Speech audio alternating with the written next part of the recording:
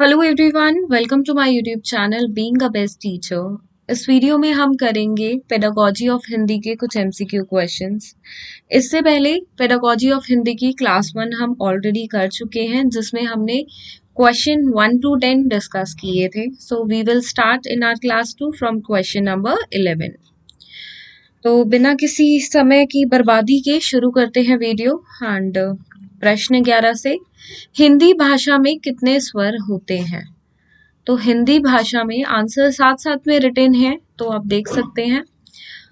हिंदी भाषा में स्वर होते हैं 11। अगला प्रश्न, देवनागरी की वर्णमाला में सबसे पहले डैश व उसके बाद डैश लिखे जाते हैं। तो सबसे पहले क्या लिखे जाते हैं? स्वर। उसके बाद हम लिखते हैं व्यंजन। साथ में व्यंजन कितने होते हैं वो कमेंट बॉक्स में जरूर बताएं कि हिंदी भाषा में कितने व्यंजन होते हैं। तो ये आप बताएंगे कमेंट बॉक्स में। अगला है, भाषा का प्रमुख रूप क्या है? तो देखिए, मूल भाषा भी होती है, उपबोली भी है, संपर्क भाषा भी है। तो भाषा का प्रमुख रूप ये सभी है, तो उपयुक्त सभी जो है वो सही विकल्प है। अगला है प्रश्न 14, निम्नलिखित में कौन सी विधि श्रवण कौशल की विधि नहीं है? तो जो श्रवण कौशल की विधि नहीं है, भाषण है, चित्रलेख है, देन वाद विवाद है, लेकिन अच्छा लेख नहीं होगा। या हम चित्रलेख की जगह श्रवण कौशल में बेसिकली हम इंक्लूड करेंगे चित्र देखकर जब कुछ बोलना होता है, क्योंकि श्रवण कौशल बोलने से रिलेटेड है। तो यहाँ पे चित्रलेख की जगह चित्र देखकर कुछ बोलना या चित्र का डिस्क्रिप्शन करना, चित्र के बारे चित्र वर्णन हो सकता है, चित्रलेख नहीं होगा। देन ऑप्शन सी बिल्कुल सही है। एक अच्छा लेख जो है वो विधि नहीं है श्रवण कौशल की। आगे बढ़ेंगे, प्रश्न 15, प्राथमिक स्तर पर भाषण कौशल शिक्षण की प्रमुख विधि क्या है? वार्तालाप भी है, कहानी सुनना व सुनाना भी है, संभाषण भी है, तो उपयुक्त सभी है। तो उत्तर हमारा है डी। अगला है प्रश्न 16, हिंदी भाषण में अक्सर विनस्य की शक्तियां के प्रमुख कारण क्या है?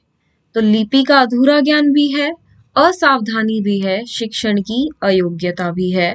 तो उपयुक्त सभी होंगे। उत्तर डी यहाँ पे करेक्ट है। निम्नलिखित में से कौन सा पूर्ण विराम का चलना है, मतलब चिन्ह है, ना कि चलना है, चिन्ह कौन सा है? तो पूर्ण विराम ये है, डंडा जो हम आखिरी में लगाते हैं, जैसे कि इंग्लिश में हम फुल स्टॉप का यूज करते हैं, तो हिंदी में उसी तरह से हम पूर्ण विराम का इस्तेमाल करते हैं। उत्तर ए।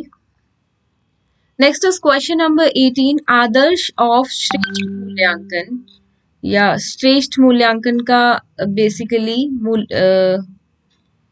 क्या आदर्श है, क्या विशेषताएं हैं एक आदर्श या श्रेष्ठ मूल्यांकन की? तो वो आपको बताना है।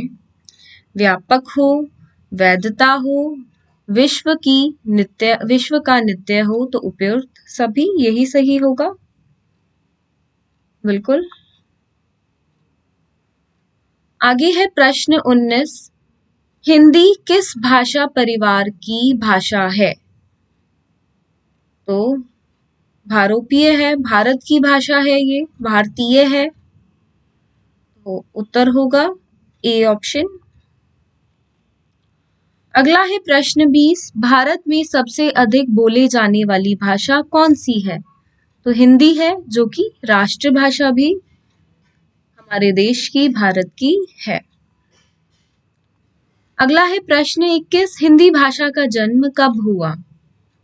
तो लौकिक संस्कृति में हिंदी भाषा का जन्म हुआ। अगला है प्रश्न 22, निम्न में से कौन सी बोली अथवा भाषा हिंदी के अंतर्गत नहीं आती है? तो कन्नौजी भी आती है, बांगरू या बंगाली भी आती है, तेलुगु भी आती है, लेकिन अवधी भी आती है, कन्नौजी नहीं आती है। माफ करिएगा, कन्नौजी नहीं आएगी इसमें। बिल्कुल सही, ऑप्शन ए करेक्ट है। प्रश्न 23, हिंदी की विशिष्ट बोली ब्रज भाषा किस रूप में सबसे अधिक प्रसिद्ध है? तो ब्रज भाषा का सबसे ज्यादा आप इस्तेमाल देखेंगे, यूसेज जो है, जहां उसकी प्रसिद्धि है तो वो है काव्य भाषा में। बहुत सी कविताएं हैं जो अवधी भाषा में भी लिखी जाती हैं और ब्रज भाषा में तो अनेक कविताएं आपको मिल जाएंगी। अगला है प्रश्न 24, भारतवर्ष में हिंदी का आप किस वर्ग में रखेंगे? हिंदी को आप किस वर्ग में रखेंगे? राजभाषा, राष्ट्रभाषा, विभाषा, तकनीकी भाषा?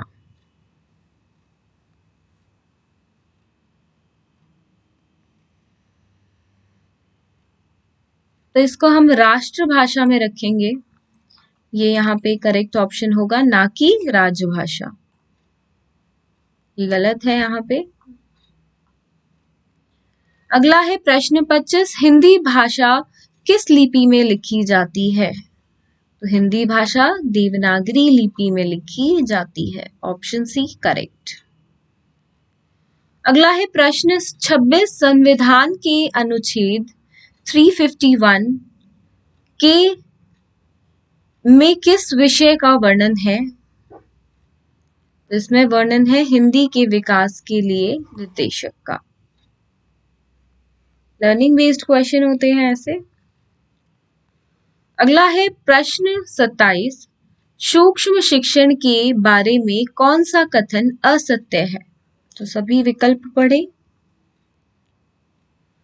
सूक्ष्म शिक्षण में विभिन्न शिक्षण कौशल का अभ्यास कराया जाता है।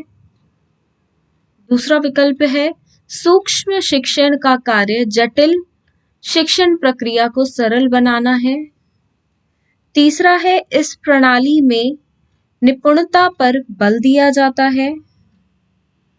और आखिरी विकल्प है, इस प्रणाली में शिक्षण कौशल में वृद्धि के लिए पोस्ट पोषण का कोई स्थान नहीं है। तो ये नहीं होगा, ये असत्य है। ये बात असत्य कथन ही हमसे पूछा है।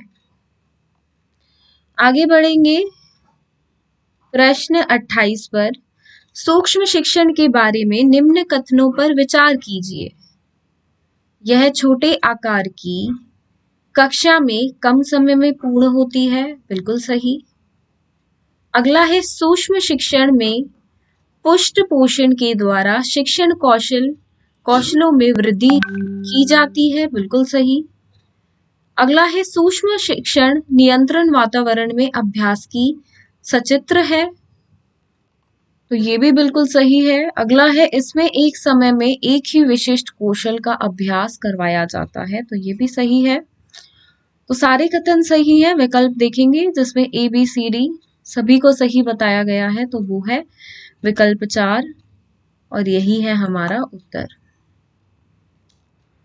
प्रश्न 29, सूक्ष्म शिक्षण का अर्थ नहीं है, तो इनमें से क्या सूक्ष्म शिक्षण का अर्थ नहीं है? सूक्ष्म शिक्षण प्रशिक्षण की वह प्रविधि है जिसमें एक समय में एक ही शिक्षण कौशल का अभ्यास कराया जाता है। सूक्ष्म शिक्षण के में छात्र अध्यापकों को विद्यालयों में जाकर वास्तविक अध्यापन करवाना होता है। इसमें शिक्षण में निपुणता एवं कुशलता प्राप्त करने में पर बल दिया जाता है। इसमें छात्र अध्यापक के अध्यापन में प्रतिपुष्टि द्वारा प्रवचन लाया जाता है, तो ऑप्शन बी है, यह अर्थ नहीं है सूक्ष्म शिक्षण का, नहीं ही हमसे पूछा है। अगला है प्रश्न 30, क्या सूक्ष्म शिक्षण वास्तविक शिक्षण है? तो नहीं, ये उत्तर होगा आपका ऑप्शन नहीं, एक सेकेंड इरेज करेंगे इसको। अलग अलग दृष्टिकोण से हाँ और नहीं होगा, तो यही उत्तर है। नहीं, एग्जैक्टली नहीं बोलेंगे हम इसको,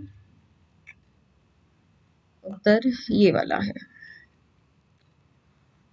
तो यही 30 क्वेश्चंस हम इस वीडियो में देखिए, क्लास 1 में हम कर चुके हैं 1 to 10 क्वेश्चंस जो वीडियो 1 थी, एंड क्लास 2 जो आज की है उसमें हमने 20 क्वेश्चंस किए हैं स्टार्टिंग फ्रॉम क्वेश्चन 11 से क्वेश्चन 30 तक। तो और भी वीडियोस कर लेंगे और क्लासेस, एक मॉक टेस्ट रख लेंगे हिंदी का अगर पॉसिबल हो पाता है तो।